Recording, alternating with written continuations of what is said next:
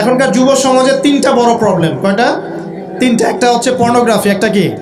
Pornography. Almost everybody, সবাই পর্নোগ্রাফিতে আসক্ত, almost everybody.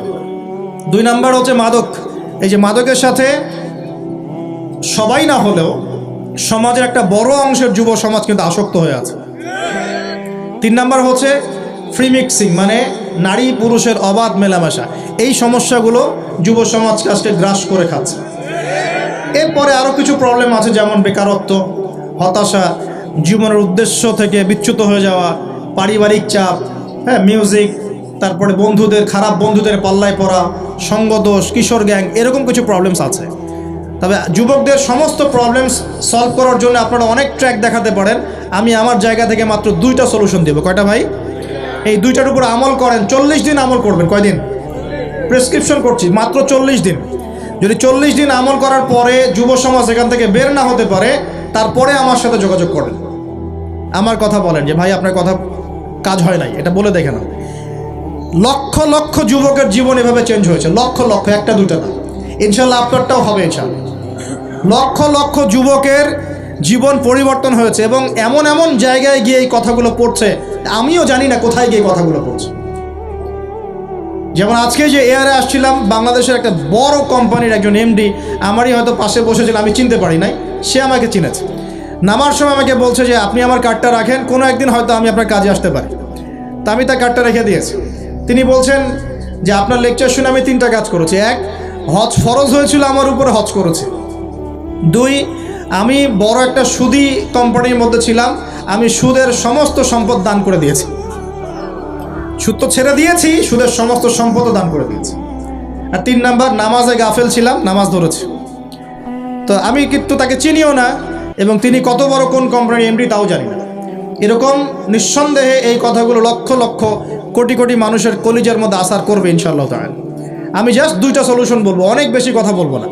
প্রিয় যুবক ভাই, আপনার সলিউশন এই বেকারত্ব, মাদক, মেয়ের প্রতি আসক্তি, হ্যাঁ, হতাশা, চাকরি না পাওয়া, এই যে ব্যাপারগুলো, পারিবারিক চাপ, হ্যাঁ, তারপরে আপনি মাঝে মাঝে হয়তো একটু এগ্রেসিভলি একটু গুন্ডাগার্দি করছেন, নাউজুবিল্লাহ, এই যে প্রবলেমসগুলো, এগুলো সলভ আপনাকে দুটো জিনিস করবে। এক, আপনি জাস্ট 5টা ওয়াক্ত নামাজ জামাতে পড়ার চেষ্টা করুন।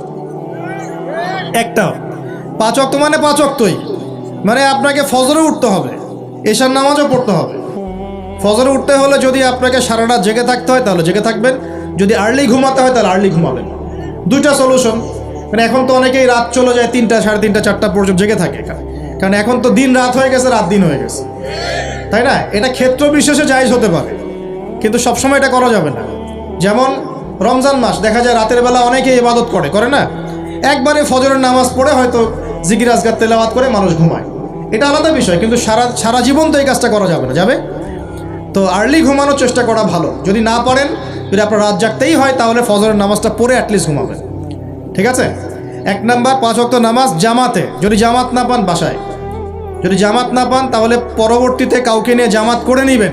একবারই পান নাই, ঘুমিয়েছিলেন, কোনো সফরও ছিলেন বা ইত্যাদি, আপনি একা হলেও পড়ে নেবেন। 5 ওয়াক্ত নামাজ ছাড়বেন না, ওয়াদা করেন আজকে 5 ওয়াক্ত নামাজ কেউ ছাড়বেন না, ওয়াদা করেন। আল্লাহ পাক কবুল করুন, বলি আমিন। এই নামাজ, ইন্না সালাতা তানহা আনিল ফাহশাই ওয়াল মুনকার, আল্লাহ পাক নিজে বলেছেন এই নামাজ সমস্ত পাপের কাছ থেকে তোমাকে দূরে রাখবে ইনশাআল্লাহ, ইনশাআল্লাহ। আর একটা কথা মনে রাখবেন, যে নবীর শান শওকত নিয়ে আমরা আলোচনা করেছি এবং করতে যাচ্ছি। রাসূলুল্লাহ সাল্লাল্লাহু আলাইহি ওয়াসাল্লাম মুমূর্ষ অবস্থায়, একদম মুমূর্ষ অবস্থায় উম্মতের জন্য যে নসিহতগুলো করেছেন, তার মধ্যে একটা হচ্ছে আসসালাত ওয়া মা মালাকাত আইমানুকুম, নামাজের ব্যাপারে যত্নবান হয়েও এবং তোমাদের অধীনস্থদের ব্যাপারে যত্নবান হয়েও। এই দুটা কথা। শেষ ওয়ার্ড মানুষ কি বলতে পারে? আপনার বাবা যখন ইন্তেকাল করেছেন, হয়তো শেষ কথা বলেছেন তোর মাকে দেখিস, ঠিক আছে, তোর বোনদেরকে দেখিস, বাবা আমার এই বিষয়গুলো আমি ছেড়ে গেলাম, তুই দেখিস। আচ্ছা, আছে না এমন? মা অনেকে চলে গেছে, মা শেষে বলেছে বাবা ছোট বোনটাকে দেখিস। আপনি লাস্ট কথাকে কত বেশি গুরুত্ব দিয়েছেন? যাদের পিতামাতা চলে গেছে এবং শেষ সময় তারা কাছে থাকার সৌভাগ্য ছিল, তারা কিন্তু বুঝতে পারে শেষ কথার কত গুরুত্ব আছে কি নাই? গুরুত্ব আছে কি নাই? শেষ কথা মানুষ সবচেয়ে কঠিনভাবে মনে রাখে কি না? নবী সাল্লাল্লাহু আলাইহি ওয়াসাল্লাম আমাদের সবার নেতা, আমাদের নবী, আমাদের আদর্শ, আমাদের সবচেয়ে উসওয়াতুল হাসানা, যাকে আল্লাহ পাক এই পুরো রাহমাতুল্লিল আলামিন হিসেবে সৃষ্টি করেছেন, উম্মতের সমস্ত কবিরা গুনাহগার মানুষের জন্য সুপারিশ করে আল্লাহর হুকুমে তাদেরকে জান্নাতে নিয়ে যাবেন ইনশাআল্লাহ। সবাই যখন নিজেকে নিয়ে ব্যস্ত থাকবে, তিনি তখন উম্মতকে নিয়ে ব্যস্ত থাকবেন ইনশাআল্লাহ। একটা হাদিসে তিনি উম্মতকে ভাইও বলে সম্বোধন করেছেন। কাশ আমি যদি আমার ভাইদেরকে দেখতে পেতাম, হাদিসটা সহিহ, কাশ আমি যদি আমার ভাইদেরকে দেখতে পেতাম। সাহাবীরা বলছেন, আমরা কি আপনার ভাই নই? নবীজি বলছেন, না, তোমরা আমার সাহাবী। আমার ভাই তারা যারা আমার পরে আসবে, তোমাদের পরে আসবে, আমাকে না দেখেই ঈমান নিয়ে আসবে ইনশাআল্লাহ। এখানে কি আপন ভাই বোঝানো হচ্ছে? সেটা বোঝানো হচ্ছে না। এখানে বোঝানো হচ্ছে কাছের, আমার আত্মার সাথে সম্পর্ক ওদের। আমাকে না দেখেই তারা আমার প্রতি বিশ্বাস করবে ইনশাআল্লাহ। করবে কি না? আমরা কি দেখেছি নবীকে? এই মহান ব্যক্তিত্ব জীবনের শেষের দিকে আমাদেরকে নসিহত করেছেন, আসসালাত আসসালাত, নামাজ ধরে রাখো, নামাজ ধরে রাখো। বসেন। ওয়ামা মালাকাত আইমানুকুম, এবং তোমাদের অধীনস্থদের ব্যাপারে সতর্ক থাকো। অধীনস্থ মানে কি? অধীনস্থ মানে কি বলেন দেখি? আপনার স্ত্রী আপনার অধীনে থাকে? সন্তান সন্ততি অধীনে থাকে? থাকে না? থাকে। কোনো কোনো ক্ষেত্রে পিতা মাতাও কি আমাদের অধীনে থাকে না? মানে আমরা আর্ন করতে পারি, পিতামাতা আর্ন করতে পারে না, উপার্জন করতে পারে না। পিতামাতাকে চালানো লাগে না আপনাদেরকে অনেক সময়, হয় কি না? অধীনস্থ মানে আপনার আন্ডারে যে মানুষরা আছে, এই মানুষদের ব্যাপারে, তাদের হকের ব্যাপারে সতর্ক থাকবে। কে বলেছেন এটা? আচ্ছা, এখান থেকে নামাজের গুরুত্ব বুঝতে পারলাম কি? যুব সমাজের সলিউশন 1 নাম্বার, 5 ওয়াক্ত নামাজ জামাতে পড়ার চেষ্টা করবেন। আল্লাহ পাক তৌফিক ইনায়াত করুন, বলে আমিন। 2 নাম্বারটা হচ্ছে, আমার সামনে একটা কিতাব আছে, কিতাবটার নাম কি? সবাই পড়তে জানি ইনশাআল্লাহ? কারা কারা পড়তে জানেন না? অনেস্টলি হাত তোলেন দেখি। জানেন না? আপনারাই জানেন না? আচ্ছা, ঠিক আছে, বসেন, শরমের কিছু নাই। যারা জানেন না, ওয়াদা করেন যে আগামী রমজান মাসে, এই রমজান মাসের মধ্যেই কোরআন তেলাওয়াত করা শিখবো ইনশাআল্লাহ। বাঙালি একটা আবেগী জাতি। ওই যে বলি, ইস্যু পাগল, মাঝে মাঝে ট্রল করে আর মাঝে মাঝে আবেগে ভাসে। আমাকে বলেন দেখি, আল কোরআনের আলো ঘরে ঘরে জ্বালো, এই স্লোগান তুললেই বাংলার জমিনে একদম ইসলাম কায়েম হয়ে যাবে? কখন ইসলাম কায়েম হবে? যখন আল কোরআনের আলো ঘরে ঘরে জ্বলবে। কখন? যখন প্রত্যেকটা ঘরে ঘরে একটা করে কোরআনওয়ালা মানুষ থাকবে। প্রত্যেক ঘরে ঘরে কি একটা করে হাফেজ আছে? তৈরি করার চ্যালেঞ্জ গ্রহণ করতে হবে। বাংলার প্রতি ঘরে ঘরে একটা করে হাফেজ তৈরি হবে ইনশাআল্লাহ। এটা করলে কি আপনাকে সরকার বাধা দিবে? আপনার নিয়াত করে যদি আপনি সন্তানকে হাফেজ বানান, কেউ বাধা দিবে? কেউ চাপ দিবে? আমরা তো চতুর মুসলিম। কেমন চতুর মুসলিম?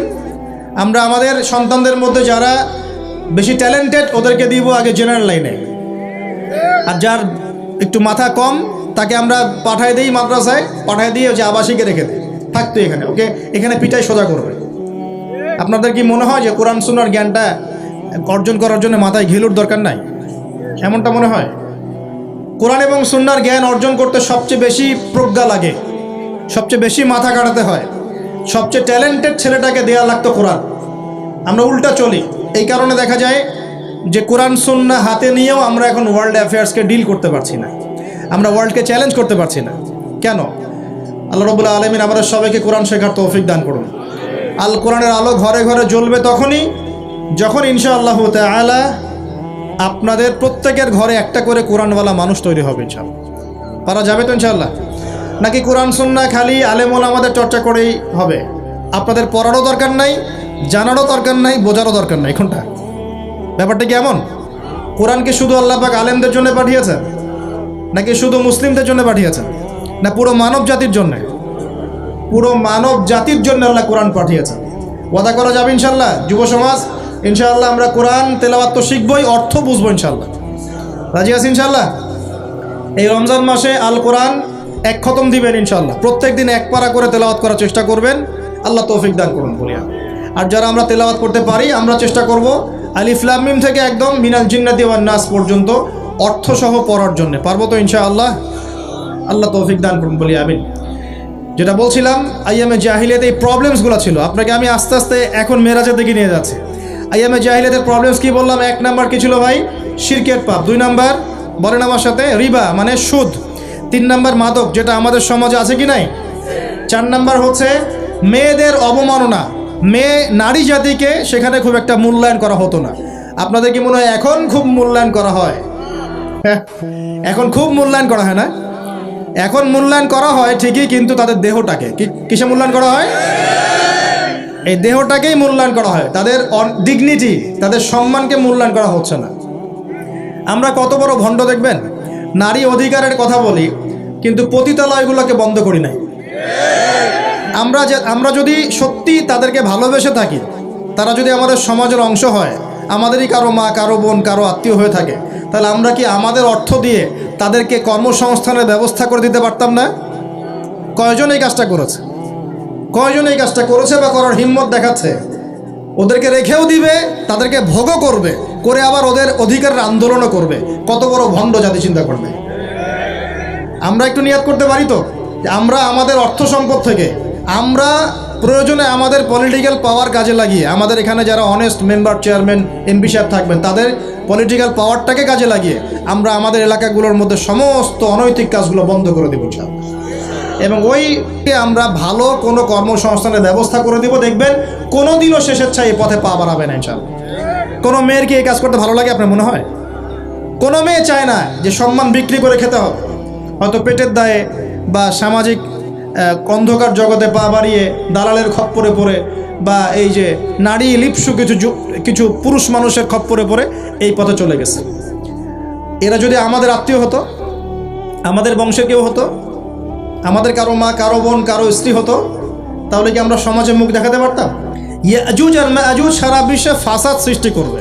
সূরা কাহাফ পড়ে দেখেন, ইন্না ইয়াজুজ ওয়া মাজুজ মুফসিদুনা ফিল আরদ। ইয়াজুজ আর মাজুজ সারা পৃথিবীতে ফাসাদ, ফিতনা ছড়াই দিবে। এরা কি সারা পৃথিবীতে ফিতনা ছড়াই দেয় নাই? আমি কিন্তু বলছি না যে এরাই ইয়াজুজ মাজুজ, আমি কিন্তু এই কথা বলি না। বলছি ইয়াজুজ মাজুজের চরিত্র এদের মধ্যে পাওয়া যায়।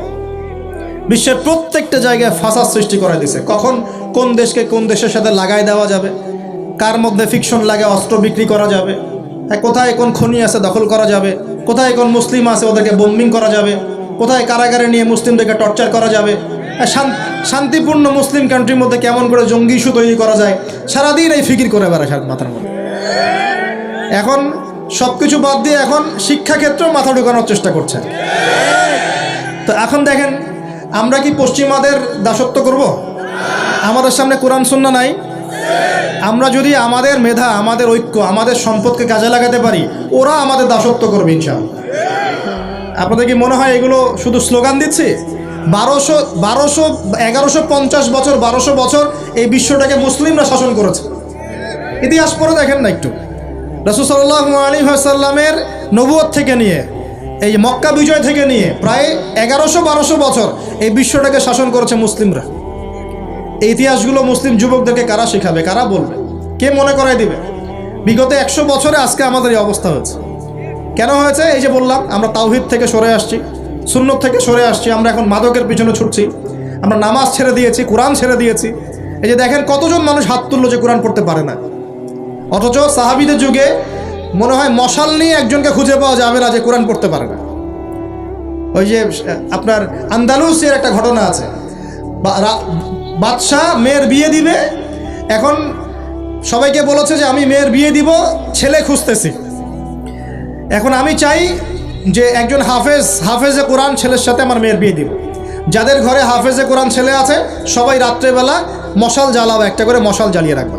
এখন বাচ্চা রাতের বেলা গভীর রাতে এই টাওয়ারের উপর উঠেছে, উঠে দেখে তার রাজ্যের প্রতিটা বাসায় মশাল জ্বলছে, মানে সবাই কোরআনে হাফেজ। পরের দিন শর্ত দিল যে সবাই তো কোরআনে হাফেজ, এখন আমি কার সাথে আমার মেয়ের বিয়ে দেবো? কোরআনের মুফাসসির যারা তার সাথে দেব। পরের দিন যখন উনি টাওয়ারে উঠেছেন, দেখেন যে সব ঘরে মশাল জ্বলছে, এখন সবাই কোরআনে তাফসীর করতে যাবে। তারপর দিন আরও কঠিন শর্ত দিয়েছে যে হাদিসের উপর গবেষণা কারা করেছে, হাদিস বেত্তা কারা, এবার কোরআন হাফেজ, তাফসীর এবং হাদিস জানে কারা।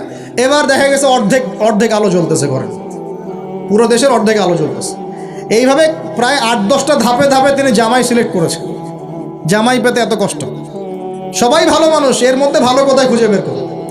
তো দেখেন, আমরা যে ইসলাম থেকে সরে আসছি এই কারণে আজকে বিগত 100 বছরে আমাদের এই অবস্থা হয়েছে। আল্লাহ পাক আমাকে এবং আপনাদের সবাইকে 5 ওয়াক্ত নামাজি বানায় দেন, দোয়া করি।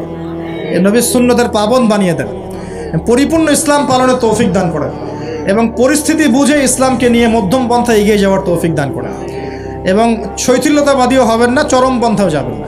এই দুটো পথই খারাপ। এগ্রেসিভলি কিছু করে কোনো লাভ নেই। আর আপোষে একটা কান্ট্রির মধ্যে, রাষ্ট্রের মধ্যে আপোষে মারামারি কাটাকাটি করে কোনো ফায়দা নেই, বরং উম্মার ঐক্যটা নষ্ট হয়ে যাবে। বরং সবার জন্য শুভ কামনা রাখবেন, সবাইকে সবার জন্য দোয়া করবেন। কারো যদি ভুল হয় সেটাকে গঠনমূলকভাবে মন থেকে মহব্বত নিয়ে ধরায় দেওয়ার চেষ্টা করতে হবে। আল্লাহ রাব্বুল আলামিন আমাদের সবার মধ্যে ঐক্য দান করুন, বলি আমিন। এই রকম সমস্যায় জর্জরিত সমাজে চারটা, আরেকটা প্রবলেম ছিল গোত্রীয় হানাহানি। 5টা প্রবলেম হচ্ছে: 1 শিরক, 2 নাম্বার মাদক, 3 নাম্বার সুদ, 4 নাম্বার মেয়েদের অবমাননা, আর 5 নাম্বার হচ্ছে আপনার গোত্রীয় হানাহানি, মানে মারামারি কাটাকাটি করতো তারা। এই প্রবলেমসগুলো কি এখনকার যুগে নাই? এখনকার বিশ্বে নাই? আচ্ছা, এরকম একটা সমাজে আমাদের নবীকে আল্লাহ পাক নবী করে পাঠালেন, বলেন সুবহানাল্লাহ। এখন ওই সমাজে থেকেও কি নবীজি পাপের সাথে যুক্ত হয়েছিলেন? তিনি এই রকম পাপে নিমজ্জিত সমাজে থেকেও কোনো পাপের সাথে যুক্ত হন নাই। এবার নবী সাল্লাল্লাহু আলাইহি ওয়াসাল্লাম প্রথম ওহী প্রাপ্ত হলেন সূরা আলাকের প্রথম 5টা আয়াত। আল্লাহ পাক বলেন, ইকরা বিসমি রাব্বিকাল্লাযী খালাক, পড়ুন আপনার রবের নামে যিনি আপনাকে সৃষ্টি করেছেন।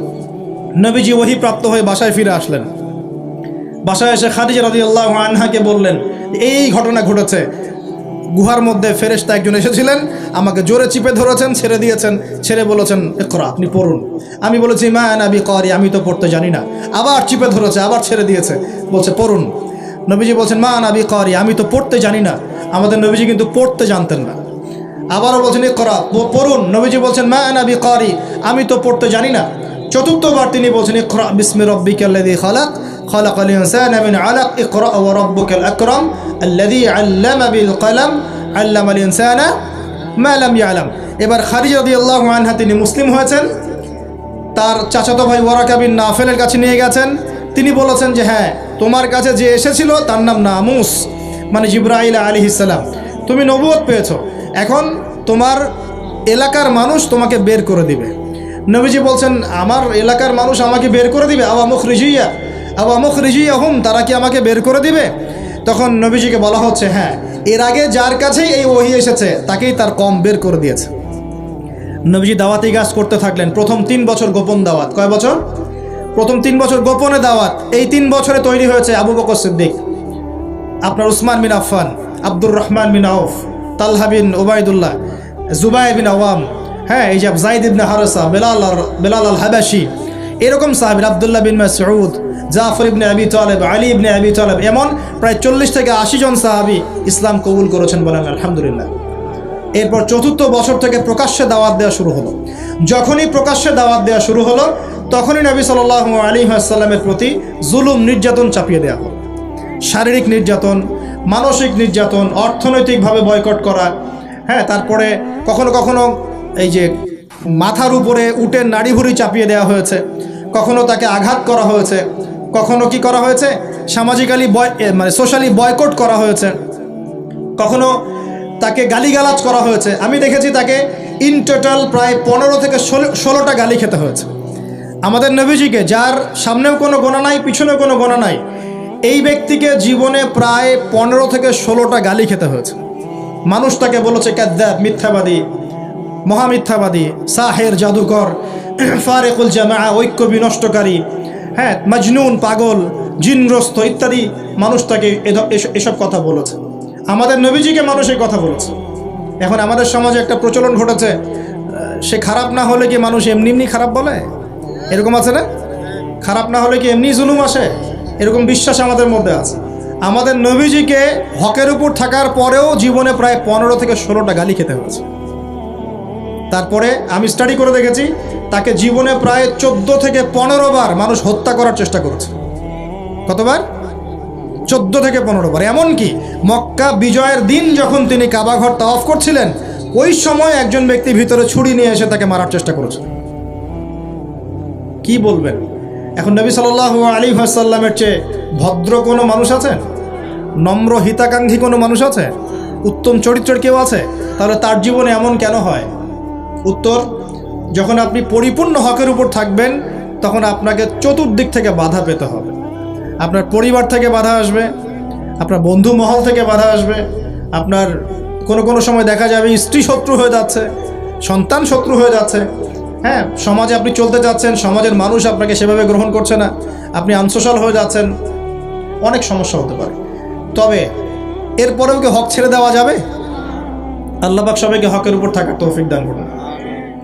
এখন এইভাবে চলতে চলতে এক পর্যায়ে নির্যাতনের মাত্রা এত বেশি হলো যে সাহাবীরা নবীর কাছে এসে বলছেন, ইয়া রাসূলুল্লাহ, তাদের প্রতি বদদোয়া করেন যাতে আল্লাহ তাদেরকে ধ্বংস করে দেন। তখন নবীজি বলছেন, দেখো তোমরা খুব তাড়াহুড়া করছো, আমি তোমাদেরকে জানিয়ে দিচ্ছি আল্লাহ পাক এই দিন ইসলামকে মাশরিক মাগরিব পর্যন্ত পৌঁছে দিবেন। এমনকি একটা কাঁচা ঘর, একটা পাকা ঘর বাদ থাকবে না যেখানে আল্লাহ পাক লা ইলাহা ইল্লাল্লাহ কালিমা ঢুকিয়ে দিবেন না। কিন্তু তোমরা খুব তাড়াহুড়া করছো। তো তখন তিনি সাহাবীদেরকে বললেন, তোমরা আবিসিনিয়ায় হিজরত করো। কোন জায়গা ভাই? আবিসিনিয়া কোন দিকে এখন? এই যে ইথিওপিয়া নাম শুনে, ইরিত্রিয়া নাম শুনেছেন? এই জায়গা ছিল আগে আবিসিনিয়া। সেখানে একজন বাদশা ছিলেন, তার নাম বাদশা নাজাশি। কি নাম? বাদশা নাজাশি। এবং তিনি কিন্তু খ্রিস্টান ছিলেন। এই সমকামীদের মতো খ্রিস্টান ছিলেন না, যারা ঈসা আলাইহিস সালামকে আল্লাহর সন্তান বলে এই রকম খ্রিস্টান ছিলেন না। তিনি একজন সৎ খ্রিস্টান ছিলেন। নবীজি নিজে বলেছেন যে বাদশা নাজাশির দরবারে তোমরা যাও, সেখানে কোনো মানুষ জুলুমের শিকার হয় না। নবী স্টেটমেন্ট দিচ্ছেন তার সম্পর্কে। এমনকি এই ব্যক্তি যখন মারা গেছেন তখন আমাদের নবী তার গায়েবানা জানাজার নামাজও পড়িয়েছেন। চিন্তা করতে পারেন, ওইখানে জাফর রাদিয়াল্লাহু আনহু সাহাবীদেরকে নিয়ে হিজরত করেছেন এবং তারা সেখানে থাকতে লাগলেন, তাদের কোনো ক্ষতি হয়নি। এরপর নবী সাল্লাল্লাহু আলাইহি ওয়াসাল্লাম তায়েফে গিয়েছেন। কোথায়? তায়েফে 3জন বড় বড় গোত্র নেতা ছিল। কয়জন ভাই? এগুলো শিখে নেন ক্লাসের মতো। একজনের নাম ছিল আব্দে ইয়ালাইল। কি নাম? আব্দে ইয়ালাইল। একজনের আব্দে মাসউদ, আর একজনের নাম হচ্ছে হাবিব বিন আমর। এই 3জন বড় বড় গোত্র নেতা ছিল। থাকে না কমিটির নেতা বড় বড়, এরকম 3টা নেতা। এরা যদি ইসলাম কবুল করতো তাহলে তায়েফবাসী সবার সাপোর্ট নবীজি পেতেন। কিন্তু এই 3জনের কেউই ইসলাম কবুল করে নাই, বরং তায়েফবাসীদের মধ্যে ছোট ছোট যুবকদেরকে লেলিয়ে দেওয়া হয়েছে নবীজিকে মারার জন্য। বলে নাউজুবিল্লাহ। তারা নির্মমভাবে আমাদের নবীকে আঘাত করেছে, পাথর দিয়ে আঘাত করেছে এবং দাড়ি মাথা ফেটে এই দিক দিয়ে রক্ত পড়তে পড়তে পায়ের জুতা পর্যন্ত আটকে গিয়েছিল। আমাদের নবীর ইসলাম এমনি আসে নাই। আমরা তো ফ্রি ইসলাম পেয়েছি, বুঝতে পারি না ইসলাম কেমনে আসছে। যদি বুঝতাম, সাহাবীরা তো দেখেছেন ইসলাম কিভাবে এসেছে, এই কারণে জীবন দিয়ে দিলেও ইসলাম থেকে সরতেন না। আমরা তো আসলে বুঝতে পারছি না ইসলাম কত কষ্ট করে এখানে আসছে। এবার নবী সাল্লাল্লাহু আলাইহি ওয়াসাল্লাম একটা আঙ্গুর বাগানে বসে একটা দোয়া করেছিলেন আল্লাহর কাছে। এটাকে মাজলুমের দোয়া বলা হয়। ওই সময় জিবরাইল আলাইহিস সালাম এবং পাহাড় পর্বতের ফেরেশতা এসেছিলেন, এসে বলেছিলেন, ইয়া রাসূলুল্লাহ, খালি একবার বলেন তাহলে এই তায়েফবাসীকে 2 পাহাড়ের মাঝখানে ফেলে পিষে দিব একেবারে। নবীজি বলছেন, বাল আরজু, বরং আমি এটা আশা করি আইয়ুখরিজাল্লাহু মিন আসলাবিহিম কওমান, আল্লাহ পাক তাদের ঔরস থেকে এমন সম্প্রদায় নিয়ে আসুক, আল্লাযীনা ইয়াবুদুনাল্লাহ, যারা আল্লাহর ইবাদত করবে, ওয়ালা ইউশরিকুনা বিহি শাইআ, এবং তারা আল্লাহর সাথে কাউকে শরীক করবে না। আমাদের নবী বদদোয়া না করে উল্টা দোয়া করলেন। সুবহানাল্লাহ। এই তায়েফে এখন আপনারা গিয়ে ঘুরে আসছেন না? অনেকে গেছেন হজ করতে, ওমরা করতে, ঘুরে আসছেন। ওই তায়েফ ছিল এই জায়গা। এই তায়েফবাসী প্রথমে ইসলাম কবুল করে নাই। এরপরে নবী সাল্লাল্লাহু আলাইহি ওয়াসাল্লাম কোনো রকমে মক্কা এসেছেন। আসার পরে তার যে 2জন আশ্রয়স্থল, কয়জন ভাই? একজন হচ্ছে চাচা আবু তলেব, নাম মনে আছে? সবাই নবীজির এগেনস্টে চলে, আবু তলেব তাকে প্রোটেক্ট করেন। মনে করেন যে আমাদের এলাকায় একজন এমপি সাহেব আছেন বা মেম্বার বা চেয়ারম্যান সাহেব আছেন, যিনি সবাই ইসলামের বিরোধী হলেও তিনি ইসলামের পক্ষের মানুষ। তখন ইসলামপন্থীরা সুবিধা পাবে না? একটু হলেও সুবিধা পাবে কিনা? একটু সাপোর্ট পাবে কিনা? চাচা আবু তলেব ছিলেন এমন মানুষ। সমাজের সবাই রাসূল সাল্লাল্লাহু আলাইহি ওয়াসাল্লামকে ভালো মন্দ বলছে। আবু জেহেল, আবু লাহাব, উতবা, সায়বা, এরা সবাই ভালো মন্দ বলছে, খারাপ বলছে এবং তার বিরুদ্ধে চক্রান্ত করছে, কিন্তু আবু তলেব তাকে সাহায্য করছেন। এই আবু তলেব ইন্তেকাল করলেন, ইন্না লিল্লাহি ওয়া ইন্না ইলাইহি রাজিউন। ঠিক আবু তলেব ইন্তেকাল করার 3 দিন বা 7 দিনের মধ্যেই নবী সাল্লাল্লাহু আলাইহি ওয়াসাল্লামের প্রিয়তম স্ত্রী, ওই যে খাদিজা রাদিয়াল্লাহু আনহা, যিনি তার ভালোবাসা, যার প্রেম, যার মমতা, যার স্নেহ, সম্পদ সব দিয়ে নবী সাল্লাল্লাহু আলাইহি ওয়াসাল্লামকে সাপোর্ট দিয়েছেন, উনিও ইন্তেকাল করলেন, ইন্না লিল্লাহি ওয়া ইন্না ইলাইহি রাজিউন। মাত্র 3 দিন বা 7 দিনের ব্যবধানে। চিন্তা করেন তো সিচুয়েশনটা কেমন হতে পারে, কেমন লাগতে পারে তখন। একে তো সামাজিক চাপ, অর্থনৈতিক চাপ, এই কাফের মুশরিকদের চাপ, তার মধ্যে মক্কায় কোনো রকম আসলাম, তায়েফ থেকে কেবল আসা হয়েছে। আসার পরেই এই ঘটনাগুলো ঘটে গেল। প্রিয়তম স্ত্রীও চলে গেলেন, আবু তলেবও চলে গেল। আমাদের মতো কোনো যুবক হলো তো আত্মহত্যা করে ফেলত। এই যুব সমাজ 80 না পাইলে ম্যাথে আত্মহত্যা করে। তোমরা শিখো নবী সাল্লাল্লাহু আলাইহি ওয়াসাল্লামের মানসিক ক্ষমতা কত বেশি ছিল, তার মানসিক স্ট্রেংথ কত কত কত ডেপথ ছিল, তার মাথার মধ্যে মানসিক ক্ষমতা কত বেশি ছিল। তিনি চ্যালেঞ্জ ফেস করতে পারতেন, শক্ত মানুষ ছিলেন। হাতটা ছিল নরম তুলতুলা, নবীজির হাত ছিল নরম তুলতুলা, একদম নরম। সাহাবীরা বলেছেন মুসাফা করলে মনে হতো একদম রেশমের মতো তুলতুলা নরম হাত। কিন্তু সেই হাতে যখন তিনি তরোয়াল ধরতেন শক্ত হয়ে যেত। কথা বুঝতে পারছেন না মনে হয়? নরম হাতের অধিকারী, কিন্তু ভিতরের কলব ঈমান একদম চট্টানের মতো, পাহাড়ের মতো শক্ত। মানসিক ক্ষমতা পাহাড়ের মতো শক্ত। প্রথম কথা, 5 ওয়াক্ত নামাজ হাদিয়া এসেছে, ছাড়বো কি ইনশাআল্লাহ? আল্লাহ পাক সবাইকে 5 ওয়াক্ত নামাজ পড়ার তৌফিক এনায়েত করুন, বলি আমিন। 2 নাম্বার, সূরা বাকারার যে শেষের আয়াতগুলো সেগুলো আমল করবো তো ইনশাআল্লাহ? আল্লাহ তৌফিক এনায়েত করুন, বলি আমিন। তৃতীয়ত হচ্ছে শিরকের পাপে লিপ্ত না হলেই জান্নাতে যাবো ইনশাআল্লাহ। শিরকের পাপে লিপ্ত হবেন কখনো? আল্লাহ পাক শিরক কি কেন বোঝার তৌফিক দান করুন, শিরক মুক্ত আমল করার তৌফিক দান করুন। যে শাস্তিগুলো দেখে এসেছেন নবী সাল্লাল্লাহু আলাইহি ওয়াসাল্লাম, আমাদের মা বোনদেরকে কি বেপরদায় রাখবো? ফ্যামিলিস্ট রেভলিউশনে ধোকায় পড়বো? আমরা কি জান্নাতে যাওয়ার জন্য একটু কষ্ট করতে পারবো না? ইনশাআল্লাহ। আর জাহান্নাম ঘেরা আছে প্রবৃত্তি দিয়ে, প্রবৃত্তির দাসত্ব করব? সুদ কি খাবো? আমরা কি এতিমের মাল ভক্ষণ করব? জেনার পাপে লিপ্ত হব? আমরা কি সুদের পাপে লিপ্ত হব? আমরা কি মৃত ভাইয়ের গোশত খাওয়ার পাপ করব? আমরা কি এমন বক্তা হব যে কথা বলে কিন্তু আমল করে না? আমরা কি দায়িত্ব পালন করতে পারি না, এমন দায়িত্ব ঘাড়ে নিব? আল্লাহ পাক আমাদেরকে সবাইকে মেরাজের রাতে নবী সাল্লাল্লাহু আলাইহি ওয়াসাল্লাম যে মর্মান্তিক আযাব গজবগুলো দেখে এসেছেন, এগুলো চেনার, বোঝার এবং এগুলো থেকে দূরে থাকার তৌফিক দান করুন, বলি আমিন। এই পাপগুলো থেকে আমাদের সবাইকে দূরে থাকার তৌফিক দান করুন, বলি আমিন।